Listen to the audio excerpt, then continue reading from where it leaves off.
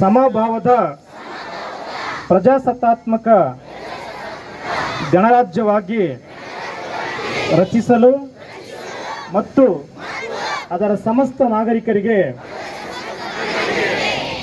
ಸಾಮಾಜಿಕ, ಆರ್ಥಿಕ ಮತ್ತು ರಾಜಕೀಯ ನ್ಯಾಯ, ವಿಚಾರ, ಅಭಿವ್ಯಕ್ತಿ, ವಿಶ್ವಾಸ, ಧರ್ಮಶ್ರದ್ಧೆ ಮತ್ತು ಉಪಾಸನಾ ಸ್ವಾತಂತ್ರ್ಯ, ಸ್ಥಾನಮಾನ ಹಾಗೂ ಅವಕಾಶ ಸಮಾನತೆ ದೊರೆಯುವಂತೆ ಮಾಡಲು ಮತ್ತು ವ್ಯಕ್ತಿ ಗೌರವವನ್ನು, ರಾಷ್ಟ್ರದ ಏಕತೆಯನ್ನು ಹಾಗೂ ಅಖಂಡತೆಯನ್ನು ಸುನಿಶ್ಚಿತಗೊಳಿಸಿ ಅವರಲ್ಲಿ ಭಾತೃಭಾವನೆಯನ್ನು ವೃದ್ಧಿಗೊಳಿಸಲು ಶ್ರದ್ಧಾಪೂರ್ವಕ ಸಂಕಲ್ಪ ಮಾಡಿದವರಾಗಿ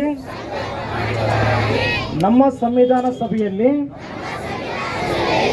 1949ನೇ ಇಸವಿ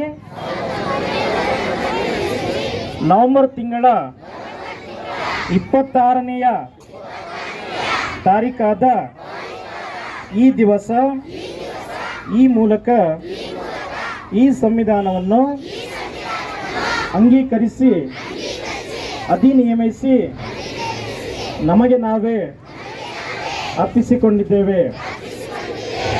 ಧನ್ಯವಾದಗಳು.